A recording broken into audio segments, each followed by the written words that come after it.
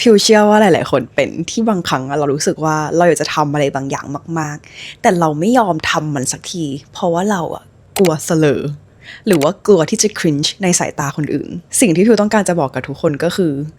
ทุกคนบนโลกเนี้ยมีความรู้สึกนี้มีความรู้สึกกลัว cringe มีความรู้สึกกลัวเสลอเพราะว่าเรากลัวที่จะโดนคนอื่นตัดสินมันเหมือนเป็นสิ่งที่ถูกปลูกฝังมาตั้งแต่เราเด็กๆว่าเราไม่อยากโดนคนอื่นตัดสินเราไม่อยากโดนคนอื่น judgeก่อนหน้านี้คือพิวได้รับคำถามใน IG นะคะว่าทำยังไงเราถึงจะไม่กลัวการ cringe ในสายตาคนอื่นซึ่งพิวรู้สึกว่ามันเป็นอะไรที่น่าสนใจมากๆเพราะว่าบางทีเรารู้สึกว่าการที่เราจะดูเสลอในสายตาคนอื่นมันเป็นอะไรที่เราไม่อยากทำมันเป็นอะไรที่น่าอายมันเป็นอะไรที่เรากลัวนึกออกปะแล้วถ้าเกิดว่าเราสามารถก้าวข้ามความกลัวตรงนี้ไปได้คือพิวมั่นใจว่าเราจะสามารถไปได้ไกลแบบมากๆจริงๆในชีวิตมันเป็นเรื่องที่ปกติมากๆที่เราทุกคนจะเจอในชีวิตประจำวันไม่ว่าจะตอนเด็กตอนโตหรือว่าตอนทำงานคือมันจะต้องมีความรู้สึกนี้อยู่ตลอดที่เรารู้สึกว่าเรากลัวไม่เข้าพวกเรากลัวคนอื่นตัดสินเรากลัวคนอื่นเขาเอาเราไปนินทาคือไม่ว่าจะเป็นความกลัวแบบไหนก็แล้วแต่พิวขอนิยามทั้งหมดเนี้ยว่ามันคือการที่เรากลัวที่จะเสลอในสายตาคนอื่นแล้วการที่เรากลัวที่จะเสลอในสายตาคนอื่นมากเกินไปพี่รู้สึกว่ามันทำให้เราเสียโอกาสอะไรหลายๆอย่างที่บางครั้งเรารู้ว่าถ้าเราทำมันก็อาจจะดีต่อตัวเราเองแต่มันเป็นเพราะว่าเราแคร์สายตาของคนอื่นมากเกินไปจนมันทำให้เราล้มเลิกที่จะทำสิ่งนั้นเพียงเพราะว่าเรากลัวที่จะดู cringe หรือว่ากลัวที่จะดูเสลอเราทุกคนรู้ป่ะว่ามันมีสาเหตุที่เรากลัวการที่เราจะดูเสลอในสายตาคนอื่นเพราะเรารู้สึกว่าถ้าเกิดว่าเราอายมันเป็นสิ่งที่จะรู้สึกไม่ดีมันจะเป็นสิ่งที่เราจะรู้สึกแย่สมองมันก็เลยถูกปลูกฝังมาตั้งแต่เด็กว่าถ้าเกิดว่าเราอายมันจะเป็นความรู้สึกที่เราไม่ชอบมันจะเป็นความรู้สึกที่ไม่ดีมันจะเป็นความรู้สึกที่อันตรายเนี่ยพอสมองเรามันจดจำว่าความอายมันเป็นสิ่งที่ไม่ดีมันก็เลยพยายามทำทุกอย่างไม่ให้เราทำตัวน่าอายหรือว่าทำตัวเสลอไปโดยปริยายแล้วการที่เราไม่ทำอะไรน่าอายมันก็เหมือนเป็นการปกป้องอีโก้ของเราว่าโอเคฉันไม่ทำอะไรน่าอายฉันปลอดภัยฉันไม่เป็นอะไรก็เนี่ยแหละก็คือมาจากการที่พอเราไม่ทำอะไรน่าอายก็จะไม่มีคนมาตัดสินเราไม่ว่าสิ่งที่เราจะทำมันดีหรือไม่ดีก็ไม่มีใครมาตัดสินได้เพราะว่าเรายังไม่ได้ทำอะไรเลยเราไม่ได้ทำเรื่องน่าอายเพราะฉะนั้นก็ไม่มีใครสามารถตัดสินเราได้คือบางครั้งเราชอบคิดว่าคนอื่นเขามองเราตลอดเวลาซึ่งอันนี้มันมีเป็นงานวิจัยเลยนะทุกคนคือเขาบอกว่าเราชอบคิดไปเองว่ามีคนอื่นมองเราอยู่พิวบอกเลยนะว่าโดยส่วนใหญ่แล้วเขาอาจจะมองเราแค่1 วิแล้วก็อีก 99% เขาก็ทำเรื่องของเขาหรือถ้าเกิดว่าเขามองเราจริงๆมันก็ไม่ได้แปลว่าเขาจะต้องมองเราด้วยความรู้สึกที่เกลียดชังหรือว่าไม่ชอบเราเสมอไปคือทุกคนรู้ป่ะทุกครั้งที่พิวจ้องใครคนหนึ่งนานๆโดยที่เขาแบบไม่รู้ตัวคือมันเป็นเพราะว่าลึกๆพิวชื่นชมเขาคือพิวรู้สึกว่าเฮ้ยคนนี้คือสวยจังเลยคนนี้คือแต่งตัวสวยจังเลยคนนี้คือแต่งหน้าสวยจังเลยแล้วพิวก็อยากจะมองว่าดีเทลในตัวของเขามันมีอะไรบ้างคือมันไม่ใช่ว่าเรามองเขาด้วยความรู้สึกที่ว่าเราไม่ชอบเขาแต่มันคือความรู้สึกที่ว่าเราชื่นชมเขาแล้วเราก็อยากจะรู้ว่าแบบเฮ้ยเขาแต่งตัวยังไงแบบเสื้อของเขามันคือของยี่ห้ออะไรกางเกงของเขามันคือยี่ห้ออะไรทำไมมันมาอยู่บนตัวเขาแล้วมันดูดีจังเลยคือบางทีคนอื่นเขามองเราเราชอบคิดไปเองว่าเขาจะมองเราในทางที่ไม่ดีคือเขาอาจจะมองเราในทางที่ดีก็ได้คือเขาอาจจะมองเราด้วยความชื่นชมก็ได้เขาอาจจะคิดว่าเราสวยก็ได้เขาอาจจะคิดว่าเรามีเสน่ห์ก็ได้ซึ่งทั้งหมดเนี่ยก็คือสาเหตุว่าทำไมเราถึงกลัวที่จะดูเสลอในสายตาของคนอื่นเพราะว่ามันมีปัจจัยมาจากสิ่งเล็กๆเหล่านี้ที่บางทีเราคิดไปเองบ้างเรากลัวการตัดสินบ้างเราถูกปลูกฝังมาตั้งแต่เด็กๆบ้างว่าการอายมันเป็นสิ่งที่ไม่ดีมันเป็นสิ่งที่คนอื่นเขาจะเอาไปนินทามันเลยทำให้เราไม่กล้าที่จะทำตัวเสลอหรือว่าทำตัวน่าอายแต่ทุกคนรู้ป่ะว่าคนที่เขาประสบความสำเร็จทุกคนเขาก็เคยผ่านจุดหนึ่งที่เขาดูเสลอในสายตาของคนอื่นมาเหมือนกันแต่ถามว่าทำไมเขาถึงก้าวผ่านความกลัวที่จะเสลอตรงนี้ไปได้เป็นเพราะว่าเขาเปลี่ยน mindset ที่เขามองความเสลอคือเขามองว่าทุกครั้งที่เขาเสลอมันคือการที่เขากำลังเรียนรู้อะไรบางอย่างมันไม่ใช่ว่าเขาไม่กลัวการเสลอหรอกแต่คือเขาเสลอบ่อยมากจนเขาชินคือมันแค่นี้เลยคือเขามองว่าการเสลอมันเป็นสิ่งที่เขากำลังเรียนรู้คือเขาทำครั้งแรกเขาทำครั้งที่2มันอาจจะดูเสลอในสายตาคนอื่นมันเหมือนตอนที่เราไปยิมครั้งแรกอย่างเงี้ยเราเล่นอะไรไม่เป็นเลยแน่นอนว่าเรากลัวเสลอมากๆคือเราจับอะไรก็ไม่เป็นทำท่าอะไรก็ไม่ถูกคือก็เพราะเราไม่เคยทำไงเราเลยคิดว่ามันเสลอแต่ในอีกแง่มุมหนึ่งมันก็คือเรากำลังเรียนรู้แล้วเราก็กลัวเวลาที่คนอื่นเขามองเราตอนที่เรากำลังเรียนรู้ ถ้าทุกคนมองในโลกของความเป็นจริงอะทุกคนจะรู้เลยว่ามันไม่ได้มีใครมาสนใจเราขนาดนั้นแล้วการที่บางครั้งเราทำอะไรไม่เป็นอะเราอาจจะขอความช่วยเหลือจากคนอื่นก็ได้มันไม่ได้แปลว่าทุกอย่างที่เราทำไม่เป็นในชีวิตเนี้ยมันจะต้องดูเสลอไปหมดคือมันไม่ใช่การที่เรากำลังเรียนรู้อะไรบางอย่างหรือว่าทำอะไรไม่เป็นอะมันไม่ใช่สิ่งที่ไม่ดีแต่มันคือสิ่งที่เรากำลังจะเรียนรู้แล้วเราก็จะค่อยๆเก่งขึ้นในวันถัดๆไปในครั้งต่อๆไปการที่คนคนหนึ่งอ่ะได้รับคำตัดสินจากคนอื่นบ่อยๆอ่ะไม่ว่าจะเป็นคำติชมในแง่บวกหรือว่าเป็นคำติชมในเชิงที่ไม่ค่อยดีมันจะทำให้เขาอ่ะรู้ว่าการที่เราได้รับคำตัดสินจากคนอื่นอ่ะมันไม่ได้ทำให้เราสูญเสียชีวิตนึกออกปะคือมันเป็นเรื่องธรรมดาของชีวิตมากๆที่คนอื่นเขาจะมาตัดสินเราเพราะว่าเขาก็มองเราผ่านมุมมองของเขามันไม่ได้มีผลอะไรกับชีวิตเราเลยเรายังใช้ชีวิตได้เหมือนเดิมปกติทุกประการเรายังสามารถกินข้าวได้เรายังสามารถกินน้ำได้เรายังสามารถไปเจอเพื่อนเราได้คือเรายังมีชีวิตอยู่ต่อบนโลกนี้ได้ถึงแม้ว่าเราจะเจอคำตัดสินมาเป็นหมื่นเป็นพันเป็นล้านครั้งแต่บางครั้งอะเราแค่กลัวการตัดสินมากๆมันเหมือนเป็นสิ่งที่ถูกปลูกฝังมาตั้งแต่เด็กๆว่าถ้าเกิดว่าเราได้รับคำตัดสินอะมันจะเป็นสิ่งที่ไม่ดีมันจะทำให้เรารู้สึกแย่คนที่เขาประสบความสำเร็จอะเขาไม่ได้ให้ความสำคัญกับอีโก้หรือว่าให้ความสำคัญกับหน้าตาของเขามากกว่าเป้าหมายที่เขามีทุกคนลองนึกดูตัวอย่างโทมัสเอดิสันอย่างเงี้ยคือเขาทำหลอดไฟเป็นพันครั้งกว่าจะสำเร็จอะแล้วก็มีคนตัดสินเขาเยอะมากๆว่าเขาเป็นคนบ้าที่คิดจะเอาพระอาทิตย์มาใส่ในหลอดไฟคือความคิดของคนสมัยก่อนอ่ะมันไม่เคยมีสิ่งนี้มาก่อนแล้วอะไรที่มันแปลกอะไรที่มันใหม่อ่ะมันก็เลยเป็นอะไรที่ดูบ้าดูเสลอในสายตาของคนอื่นเสมอแต่มันจะเลิกดูบ้ามันจะเลิกดูเสลอก็ต่อเมื่อสิ่งนั้นอ่ะมันกลายมาเป็นรูปธรรมมันกลายเป็นสิ่งที่สามารถจับต้องได้คือพอมีหลอดไฟใช้ทุกคนก็เลิกมองว่ามันเป็น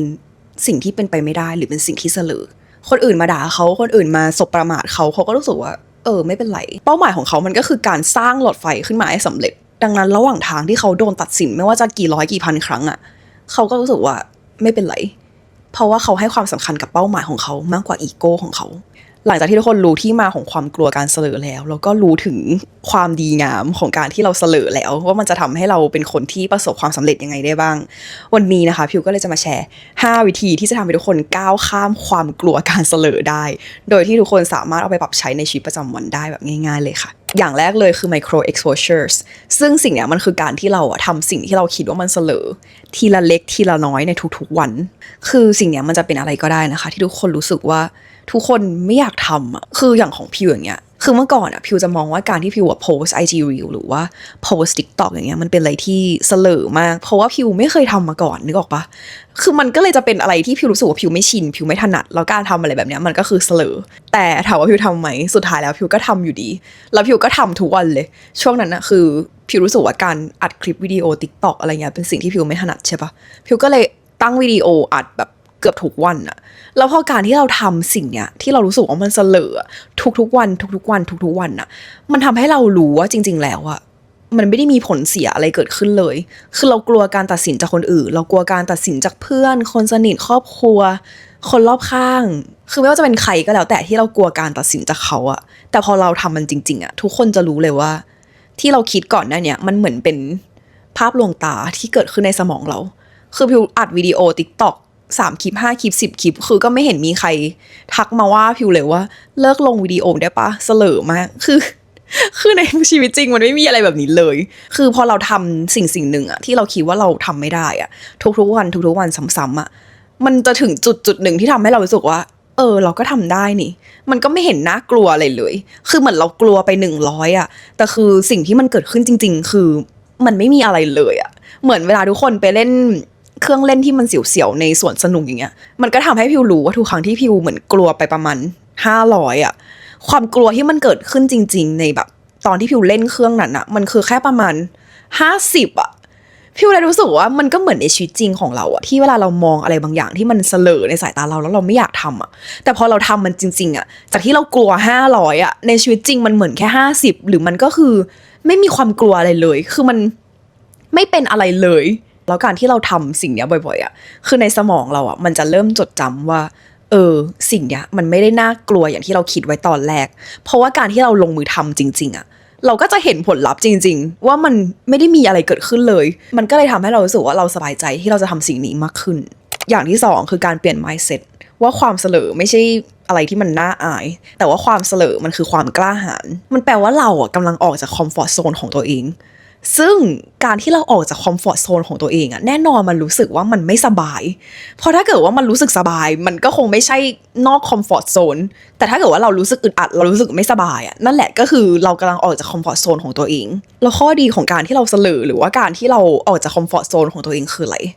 คือเราจะได้เติบโตเยอะมากๆเพราะเราได้ทำอะไรบางอย่างที่เราไม่เคยทำมาก่อนเลยทุกคนลองคิดดูนะว่าชีวิตเรามันจะเหมือนเดิมได้ไงเวลาที่เราเปลี่ยนการกระทำอะไรบางอย่างในชีวิตผลลัพธ์ที่ตามมามันก็จะเปลี่ยนไปด้วยดังนั้นถ้าเกิดว่าเรายึดติดกับคอมฟอร์ตโซนของตัวเองทำแต่อะไรเดิมๆผลลัพธ์ชีวิตของเรามันก็เหมือนเดิมมันก็แน่นอนอยู่แล้วคือมันไม่มีเหตุมันก็ไม่มีผลคือเราหวังจะให้ชีวิตเราเปลี่ยนแต่การกระทำเรายังเหมือนเดิมทุกอย่างคือมันจะเป็นไปได้ยังไงคือมันเป็นไปไม่ได้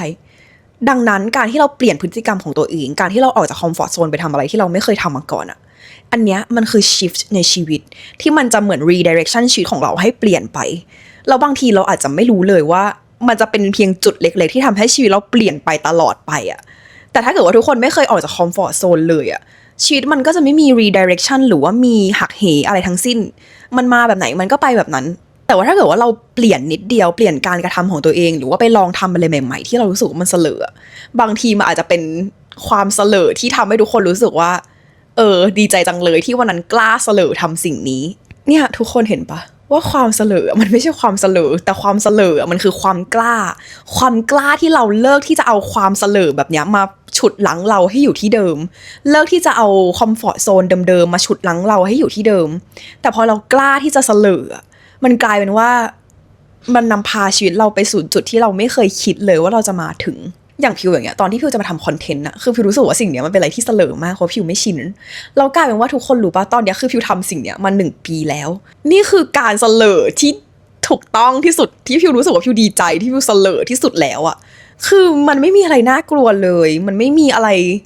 ที่พิวเสียดายกับการเสลอครั้งนี้เลยแล้วพิวก็มองว่าตัวเองกล้าหาญมากๆที่สามารถทำสิ่งนี้ได้แล้วถ้าเกิดว่าพิวทำได้พิวมั่นใจว่าทุกคนก็ทำได้เหมือนกันอย่างที่3ให้คิดว่าเราให้ประโยชน์อะไรกับคนอื่นคือบางครั้งเราชอบคิดว่าสิ่งที่เราทำคนอื่นเขาจะคิดกับเรายังไงคนอื่นเขาจะมองเรายังไงเขาจะตัดสินเรายังไงแต่คำถามที่พิวอยากจะทุกคนถามตัวเองก็คือเราให้อะไรกับคนอื่นคือถ้าเกิดสิ่งที่เราทำสิ่งที่เราเสลอที่จะทำมันไม่ได้สร้างความเดือดร้อนให้คนอื่นแล้วเราให้ประโยชน์กับคนอื่นทำไมเราถึงต้องไม่ทำมันด้วยคือเราไม่ได้สร้างความเดือดร้อนให้ใครซึ่งเป็นสิ่งที่ดีมากๆแล้วเรายังให้ประโยชน์กับคนอื่นเขาอีกซึ่งเป็นสิ่งที่ดีซะยิ่งกว่าดีแล้วคือมันไม่มีเหตุผลที่เราจะต้องไม่ทำสิ่งนั้นทุกคนรู้ป่าวว่าพิวถามคำถามเนี้ยกับตัวเองตอนก่อนที่พิวจะอัพวิดีโอลง YouTube หรือว่าตอนก่อนที่พิวจะอัพวิดีโอลง TikTok อย่างเงี้ยคือพิวถามตัวเองว่าพิวทำสิ่งนี้ทำไมคือพิวมีเขียนไว้เลยใน Notion ของพิวว่าพิวทำสิ่งเนี้ยเพราะว่าพิวต้องการแชร์ความรู้ของพิวให้กับคนอื่นแล้วพิวรู้สึกว่าการที่พิวแชร์ความรู้ให้กับคนอื่นมันเป็นอะไรที่ดีมากๆพิวรู้สึกว่าคนที่เขาฟังพิวเขาจะได้ประโยชน์เยอะมากๆเพราะเขาไม่ต้องไปนั่งหาข้อมูลเองคือเขาแค่ฟังพิว summarize ทุกอย่างฟังพิวสรุปทุกอย่างให้เขาฟังเราก็ไม่ได้ทำผิดต่อใครนะแล้วสิ่งที่เราทำมันก็ดีด้วยถ้าเกิดว่าทุกคนกำลังกลัวว่าคนอื่นจะตัดสินเรายังไงคนอื่นจะพูดถึงเรายังไงคือพิวอยากให้ทุกคนลองถามตัวเองว่าการที่เราทำสิ่งเนี้ยมันให้ประโยชน์อะไรกับคนอื่นบ้างแล้วพอเราเปลี่ยน mindset ของเราเป็น service mind มันทำให้เรารู้สึกว่าเรากลัวน้อยลงมากๆแบบมากๆจริงๆเพราะว่าถ้าเกิดว่าพิว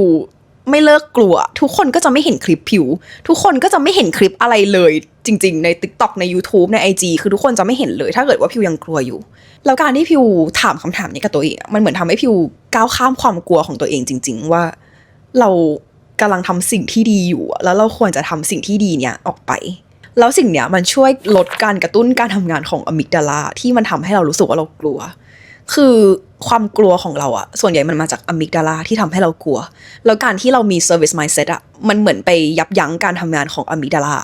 มันก็เลยทำให้เรารู้สึกว่าเราไม่กลัวที่จะทำสิ่งนั้นหรือยกตัวอย่างง่ายๆเวลาที่เราต้องไปพูดหน้าห้องอย่างเงี้ยเราก็จะคิดว่าเฮ้ยเราจะพูดออกไปได้ดีไหมคนอื่นเขาจะคิดกับเรายังไงถ้าเกิดว่าเราพูดติดๆขัดๆแต่ถ้าเกิดทุกคนเปลี่ยนใหม่เป็นว่าโอเคสิ่งที่เราพูดวันเนี้ยมันจะทำให้คนอื่นได้รับความรู้เยอะมากๆเรามาที่นี่เพื่อให้ความรู้กับคนอื่นเรามาที่นี่เพื่ออธิบายสิ่งดีๆให้คนอื่นฟังแล้วมันจะทำให้ทุกคนรู้สึกว่า ทุกคนมีความกล้ามากขึ้นจากที่ตอนแรกเรานึกว่าคนอื่นเขาจะตัดสินเรายังไงเขาจะนินทาเรายังไงเขาจะมองว่าเราพูดดีหรือไม่ดีกลายเป็นว่าเราจะสามารถพูดออกไปยังไงให้คนอื่นเขาฟังเรารู้เรื่องให้คนอื่นเขาได้รับความรู้จากเรามากที่สุดคือถ้าเกิดทุกคนแค่เปลี่ยน mindset แค่เนี้ยมันจะทำให้ทุกคนรู้สึกว่าทุกคนมีความกล้าแล้วทุกคนก็จะรู้สึกว่ามั่นใจมากขึ้นมากๆในสิ่งที่ทุกคนทำอย่างที่4คือการเก็บหลักฐานว่าเราทำได้สิ่งเนี้ยเป็นวิธีที่ดีมากๆทุกครั้งที่ทุกคนทำอะไรบางอย่างที่ทุกคนรู้สึกว่ามัน cringe หรือว่าทุกคนรู้สึกว่ามันเสลอให้ทุกคนจดไว้ว่าในวันนั้นมันมีอะไรเกิดขึ้นบ้างสมมติทุกคนโพสต์วิดีโออะไรบางอย่างที่ทุกคนรู้สึกว่าโอ๊ยคือมันน่าอายมากเลยแต่โพสต์ไปแล้วพี่อยากให้ทุกคนลองเก็บข้อมูลดูว่าในวันนั้นมันเกิดอะไรขึ้นบ้างมีคนทักมาด่าเราหรือเปล่าหรือว่ามันเกิดอะไรขึ้นกับชีวิตเราหรือเปล่า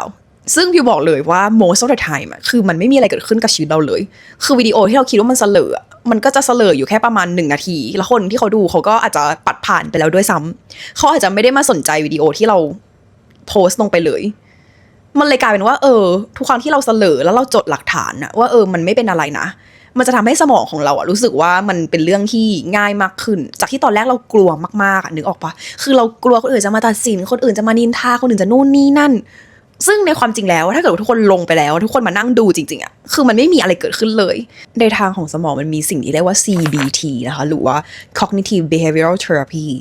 ซึ่งสิ่งเนี้ยมันเหมือนทำให้เราไม่กลัวคือเวลาเราเขียนออกมาว่ามันเกิดอะไรขึ้นบ้างจากการที่เราทำมันเหมือนเป็นการที่เราได้เห็นความเป็นจริงๆว่าแบบโอเคมันไม่มีอะไรเกิดขึ้นเลยก่อนหน้านี้คือเหมือนเป็นภาพลวงตาภาพมายาอะไรก็แล้วแต่ที่อยู่ในสมองที่จิตปรุงแต่งไปเองในโลกของความจริงคือไม่มีอะไรเกิดขึ้นเลยไม่มีอะไรเกิดขึ้นเลยแบบเกิดขึ้นเลยจริงๆคือบางทีสิ่งที่เราทำแล้วเรารู้สึกว่ามัน cringe หรือว่าเราทำแล้วรู้สึกว่ามันเสลอบางทีมันอาจจะมีคนชื่นชอบมากกว่าที่เราคิดก็ได้คือคลิปแรกๆที่พิวโพสต์ไปพิวก็รู้สึกว่ามันเสลอเหมือนกันนะแต่ก็มีคนเข้ามากดไลค์มากดคอมเมนต์ในเชิงที่มันเป็น positive พิวก็รู้สึกว่าโอเคสำหรับคนอื่นคือเขาดูคลิปวิดีโอมาเป็นหมื่นเป็นล้านคลิปแล้วคือสิ่งที่เราทำมันเหมือนเป็นแค่ 0.1 ของ contribution ที่ไปสู่ล้านกว่าวิดีโอนึกออกปะไม่ได้มีอะไรที่มันน่ากลัวหรือว่ามีผลต่อชีวิตเราเลยอย่างที่5อย่างสุดท้ายคือการมองตัวเองจากมุมมองของคนอายุ90 ปีคือบางทีเราอาจจะใช้ชีวิตอยู่ในปัจจุบันแบบมากๆจนเราเหมือนกลัวไปหมดว่ามันจะเกิดอะไรขึ้นในวันพรุ่งนี้มันจะเป็นยังไงต่อไปนู่นนี่ทุกคนลองคิดดูนะอายุ90 ปีคือเราไม่มีเวลามานั่งคิดแล้วว่ามันเสลอหรือมันไม่เสลอแต่คือสิ่งที่เรากลัวอยู่อย่างเดียวตอนนั้นมันคือเรากลัวเสียดายที่จะไม่ได้ทำสิ่งนั้นมากกว่าแล้วถ้าเกิดว่าทุกคนเอา mindset เนี้ยไปลองใช้ดูเพราะถ้าเกิดว่าอายุ90 ปีทุกคนจะกลัวเสลอไหมคำตอบคือไม่ค่ะเนี่ยแหละก็คือเหตุผลว่าถ้าเกิดว่าเรามองตัวเองจากมุมมองของคนอายุ90 ปีคือมันจะทำให้เรามีความกล้าทำอะไรมากๆเพราะเราก็จะรู้สึกว่าเราไม่อยากเสียดายที่เราไม่ได้ทำสิ่งนั้นแต่เรารู้สึกว่าเราจะทำทุกๆอย่างเราอยากจะลองทุกๆอย่างในตอนที่เรายังมีชีวิตอยู่คือมันแค่นี้เลยแล้วมันจะเหมือนมอบความกล้าให้ทุกคนเยอะมากๆก็ประมาณนี้นะคะทั้งหมด5 ข้อคือพี่รู้สึกว่าการที่เราจะมองอะไรบางอย่างว่ามันเสลอหรือมันไม่เสลอมันก็ขึ้นอยู่กับมุมมองของเราทุกคนลองคิดดูถ้าเกิดว่าเราไปเที่ยวในที่สาธารณะอย่างเงี้ยแล้วเราก็เห็นคนบางคนเขาอัดวล็อกอัดวิดีโอพูดกับกล้องคือเราก็อาจจะมองว่ามันเสลอก็ได้หรือเราอาจจะมองมันด้วยความชื่นชมก็ได้เหมือนกันเราถ้าเกิดว่าเรามองตัวเองผ่านเลนส์ที่ไม่ได้มองว่ามันเป็นความเสลอได้คือพี่รู้สึกว่ามันจะเป็นอะไรที่ดีมากๆเพราะมันจะทำให้เรากล้าที่จะทำสิ่งที่เราอยากจะทำแล้วมันก็จะทำให้เรารู้สึกว่าเราไม่มีอะไรต้องเสียดายในชีวิตนี้เพราะว่าเราได้ทำในทุกๆอย่างที่เราจะทำไปแล้วพี่รู้สึกว่าการที่เราจะเป็นคนที่ประสบความสำเร็จได้คือไม่ว่าจะเป็นเรื่องอะไรก็แล้วแต่คือทุกอย่างมันอาศัยความกล้ากล้าที่จะดูกลัวเสลอในสายตาคนอื่นกล้าที่จะถูกตัดสินจากคนอื่นคือพี่รู้สึกว่าถ้าเกิดว่าเราสามารถก้าวข้ามความกลัวอะไรเหล่านี้ไปได้มันจะทำให้เราสามารถไปเป็นตัวตนที่เราจะเป็นได้แบบจริงๆเพราะว่าจริงๆแล้วการที่เราดู cringe หรือว่าดูเสลอในสายตาคนอื่นมันก็เหมือนเป็นราคาที่เราต้องจ่ายเพื่อที่เราจะได้เติบโตเพราะว่าการที่เราไม่เสลอเลยหรือว่าการที่เราไม่ทำอะไรที่มัน cringe เลยมันก็คือการที่เราติดอยู่ใน comfort zone ของตัวเองแล้วก็อยู่ตรงนั้นต่อไปแล้วการที่เราสามารถออกจาก comfort zone ของตัวเองได้แล้วก็มาลองทำอะไรที่มัน cringe หรือว่าที่มันเสลอหรือว่ามันเป็นอะไรที่เรากลัวได้พี่รู้สึกว่ามันจะผลักดันเราไปได้ไกลมากๆในชีวิต ก่อนจบคลิปนี้นะคะเหมือนเดิมพิวก็มีการบ้านมาให้ทุกคนทำอย่างแรกเลยให้ทุกคนลองทำอะไรบางอย่างที่ทุกคนรู้สึกว่ามัน cringe มากๆในชีวิตประจำวันดูคือพิวรู้สึกว่ามุมมองคำว่า cringe ของแต่ละคนมันไม่เหมือนกันแต่พิวมั่นใจว่ามันก็จะมีอะไรบางอย่างที่ทุกคนรู้สึกว่าทุกคนอยากจะทำมันมาตลอดพิวก็อยากให้ทุกคนลองทำสิ่งนั้นดูอย่างที่สองให้ทุกคนจดหลักฐานนะคะว่าหลังจากที่ทุกคนทำสิ่งนั้นไปแล้วมันมีอะไรเกิดขึ้นบ้างคือพิวมั่นใจว่า most of the time มันไม่มีอะไรเกิดขึ้นแน่นอนแต่พิวอยากให้ทุกคนเป็นคนเขียนมันออกมาว่ามันมีอะไรเกิดขึ้นไหมหรือว่ามันไม่มีอะไรเกิดขึ้นจริงๆเพื่อที่ทุกคนจะได้เชื่อว่ามันไม่ได้น่ากลัวอย่างที่ทุกคนคิดอย่างที่สามให้ทุกคนคอมเมนต์บอกพิวนะคะว่าตอนนี้ทุกคนกำลังกลัวการทำอะไรอยู่ที่ทุกคนรู้สึกว่ามัน cringe แล้วพิวมั่นใจว่าสิ่งที่ทุกคนพิมพ์ออกมามันก็เหมือนเป็นการexposure เล็กๆที่บางทีเราอาจจะรู้สึกว่ามัน cringe แต่บางทีในสายตาของคนที่เขาเข้ามาอ่านมันอาจจะไม่ได้เป็นเรื่องที่เสลอเลยแล้วก็เป็นสิ่งที่คนอื่นเขาทำเป็นเรื่องปกติอยู่แล้วพิวก็หวังว่าสิ่งเนี้ยมันจะทำให้ทุกคนกลัวสิ่งที่ทุกคนรู้สึกมันเสลอน้อยลงนะคะแล้วก็สามารถทำให้ทุกคนกล้าที่จะทำสิ่งนั้นได้แบบจริงๆขอบคุณทุกคนที่ดูกันมาถึงตรงนี้แล้วก็กดไลค์กด subscribe ให้พิวมากๆนะคะพิวมั่นใจว่าทุกคนที่ดูคลิปนี้มาถึงตรงนี้จะสามารถก้าวข้ามความกลัวการเสลอไปได้อย่างแน่นอนค่ะแล้วเจอกันคลิปหน้าค่ะบ๊ายบาย